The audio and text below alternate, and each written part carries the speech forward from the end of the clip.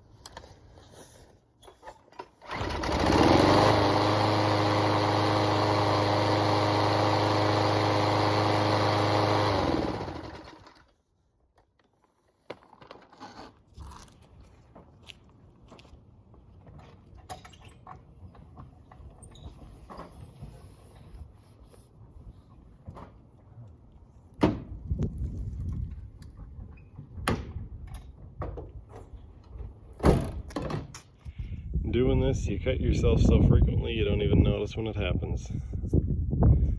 I have no idea how that happened, but it obviously happened after putting this glove on. Alright folks, it's a different day. It is about 9:35 a.m. and I'm on my way to a service call. One of the nasty things about working outside, especially in Calgary at this time of the year, is that it could be 20 degrees Celsius, or like today, it could be -5. So it's going to be a little bit of a, unpleasant morning working in -5 with lawnmowers, but it'll warm up. Alright folks, that was a bit of a rough one. Not only is it cold outside, but the service call was booked for a general tune-up, but the mower actually wouldn't start. So it's not extremely common, but it does happen. It's kind of annoying, but I totally understand it from the customer's perspective. A lot of people think tune-up just means get it working or get it running, but tune-up to a mechanic is usually a very specific thing. It's a maintenance. So anyway, I show up and the governor linkage is bent, the carburetor bracket is bent, so the carburetor isn't properly on the intake, and the air filter is completely full of oil from it being tipped on its side, so it won't start at all. The sun is coming out though, so my next calls might be nicer. I've got 2 mowers at the next house. I didn't film any of this because it was quite cold, but I thought I'd tell you guys the story about it anyway. So I bent the carburetor bracket, the governor linkage back into place. We got the guy all sorted out, did a tune-up on it, and he's very happy and we're good to go. So on to the next 2.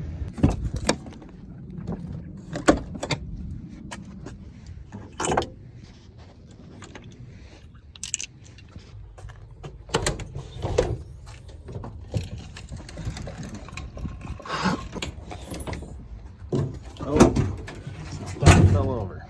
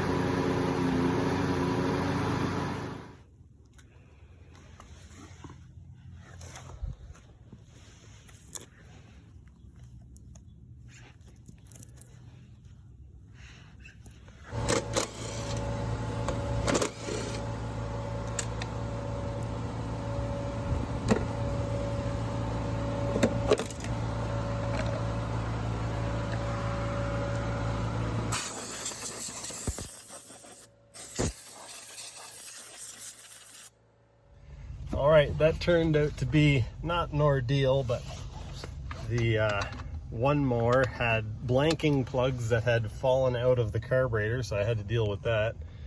The Honda just needed a basic tune-up, pardon me. I'm headed to my next service call, and fortunately it's worked out that it's actually only 4 minutes away, so let's get there. We've got ourselves a good old Tecumseh this time. Kind of a love-hate relationship with these things because they're extremely durable and last forever. They're kind of also built like a stone axe. Not very refined, but they just keep going. Look at this thing. A bit of fuel in it.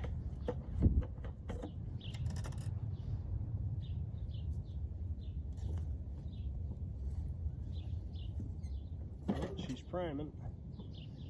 That's good news.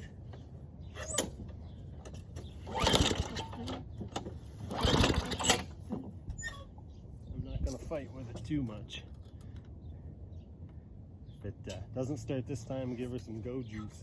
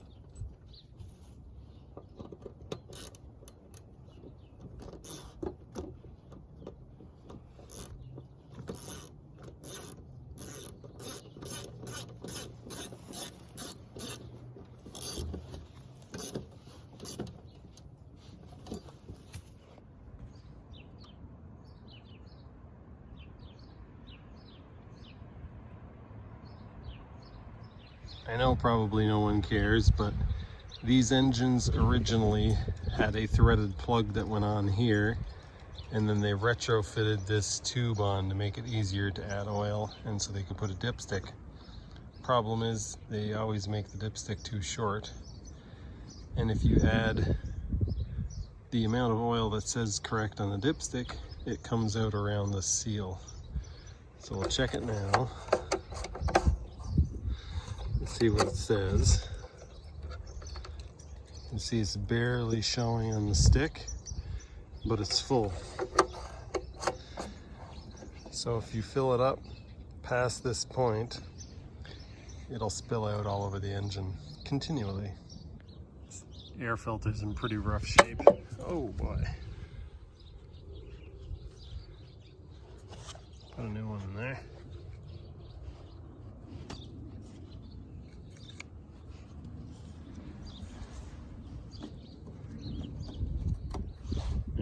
Let's try to start this.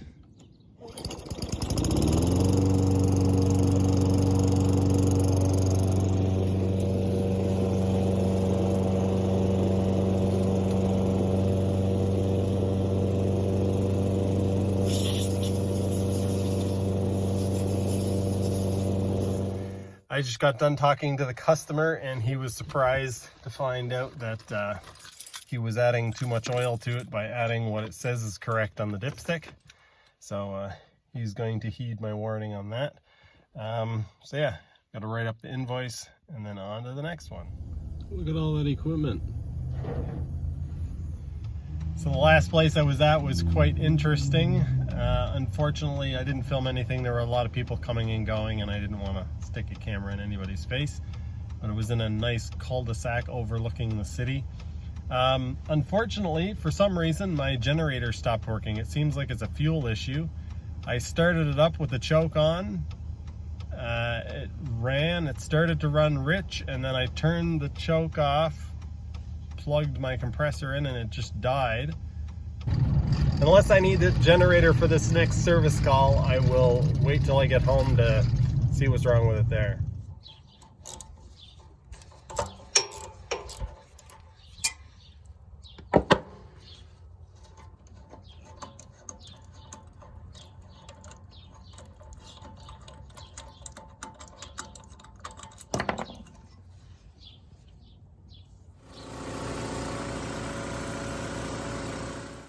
I'm at home, and every day when I get home, I replenish the stock in my truck. I've got these barrels of oil that look pretty gross on the outside, but I promise you they're clean on the inside. It's Motul synthetic oil that I use for lawnmowers. And I use this vacuum pump thing to try to get oil into there. Now, this is quite slow, and it gets even slower as the oil level in the barrel drops. What I plan on doing is using this to screw in. This is the lid for this can. I'm going to put the line that goes to the bottom of the tank onto this fitting, and then I'm going to use this to pressurize it, and oil should come up out of here. So this is what I have set up now. I've got the air fitting, I've got that line, and it goes into this jug.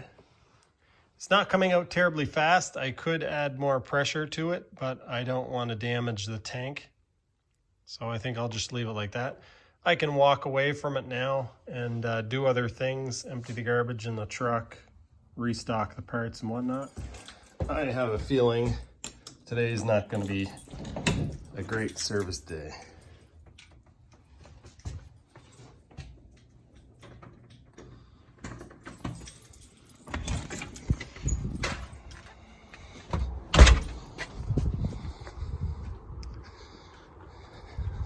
Yeah, -7 Celsius.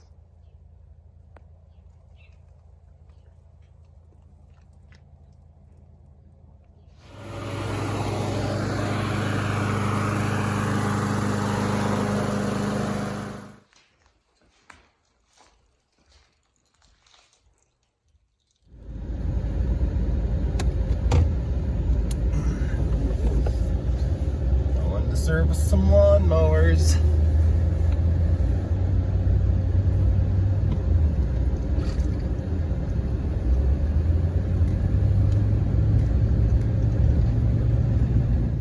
I'm at my first service call, which is a lady that I did a service for. I did 2 tune-ups. I think I have some footage of it actually. A Honda and a Craftsman. And the lady contacted me later that day and said that it wouldn't start. And it was making a clicking noise. Anyway, the issue is that it's simply too cold. I was able to get it to start by pulling it several times with the choke on, but yeah, just too cold. Nonsense. It's currently Friday, April 29th. This is the last work day of April, and it's finally starting to get nice. It's 8 degrees this morning, and I got up to a flat tire on my truck.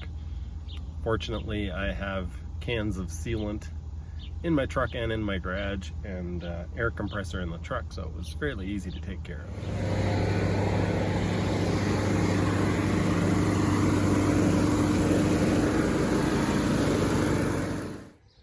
This is one of those mowers that says, don't change the oil, just check and add. Simplifies it. This is after 2 years. Not sure how well the camera can pick that up, but you can see it's quite dirty. And there's definitely some filings in there, so it needs to be changed.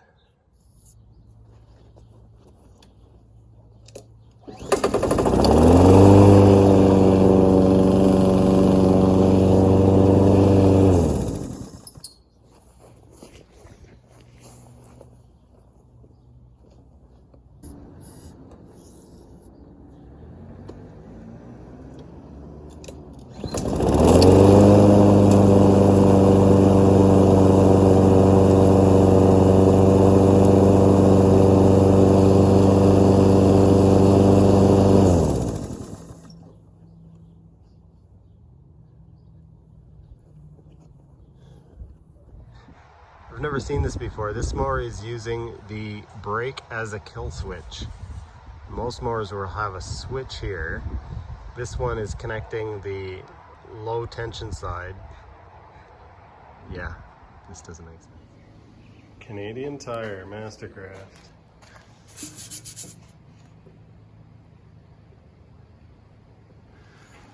I don't make them like they used to.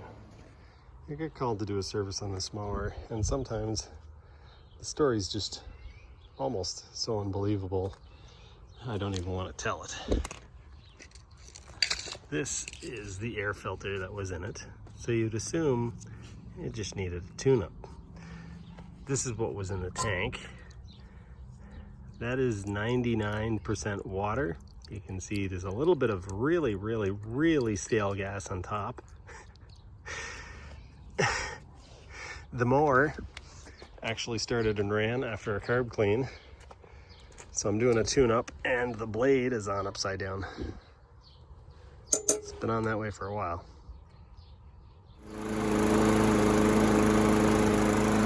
Someone call Kentucky. What does it mean? What does it mean? They've been working on this same section of concrete for 3 weeks now, sanding it by hand. I literally passed by here 3 weeks ago and there were guys on their hands and knees with handheld sanders doing the same thing. What the heck are they doing and why? Why does that need to be so smooth? Why are our tax dollars paying for that? I did a tune-up on this lawnmower earlier this year and I got a complaint that it wouldn't start. So it won't start.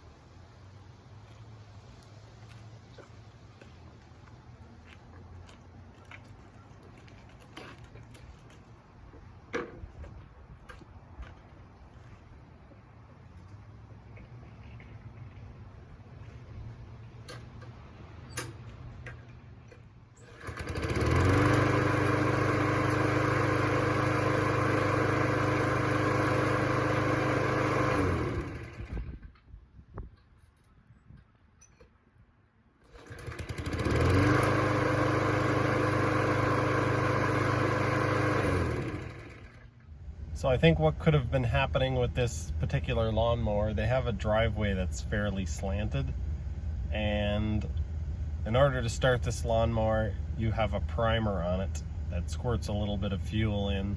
It actually squirts air, the air pressurizes the carburetor, and then a little bit of fuel dribbles in, so it doesn't actually squirt in. But anyway, a little bit of fuel dribbles into the carburetor, and if you have it tilted to the right, then the fuel won't necessarily make its way into the engine. It could just run out onto the air filter. So if you have the right side higher, tilted to the left, the fuel will make its way into the engine. But if you have it tilted the other way, the fuel may not. So maybe that was the problem. It's been working for them fine up until lately. I did a tune-up on it over a month and a half ago. So yeah. So I went and did another service call, a lawnmower for an old lady. She was very lovely. Her lawnmower needed way more stuff. I should have just said that it wasn't worth repairing, but I ended up repairing it for her and just charging her for a tune-up and a fuel system clean. It needed a tune-up, fuel system clean, a blade adapter, and because the blade adapter was damaged, I needed to check the flywheel key, so I had to remove the had to check that. So anyway, I made it to my next service call, which was for a guy named Ryan. Thanks, Ryan. Sarcastically. I've been to this guy's house about 4 or 5 times now. First time I was there, he didn't stand me up for payment, but he made me wait for quite a while for payment. So I actually didn't blacklist him, but I made a note saying that basically, wasn't sure if I was going to do work for the guy again. So I was there earlier this year, did a tune-up, he paid me, and I told him he needed some other stuff done. So I gave him an estimate, and he didn't get back to me for like 2 months. Finally, he gets back to me and says that he wants the stuff done. So I order the stuff. Actually, no. He tells me he wants the stuff done, and I say, well, it's going to take me quite a while to do it because I'm a busy guy.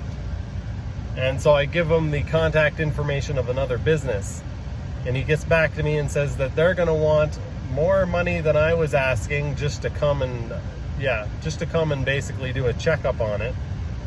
And they wanted $500 to just basically show up and check it. That wasn't including parts or anything.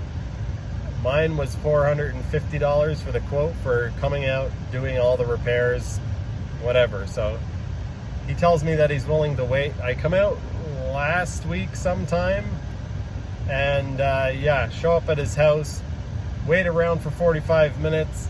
After emailing him, knocking on the door, the shed is locked. So this is a ride-on lawnmower, by the way. So I send him an email saying that I can't wait any longer. I leave. Later on that evening, 9 o'clock or something, he sends me an email saying, basically apologizing. So I show up again. I just showed up today. And yeah, after saying that he was going to leave the shed unlocked, I showed up. The shed's locked, so I'm leaving. I've got a couple $100 worth of parts that I'm going to have to eat, but when he emails me this time, I'm just not going to respond because,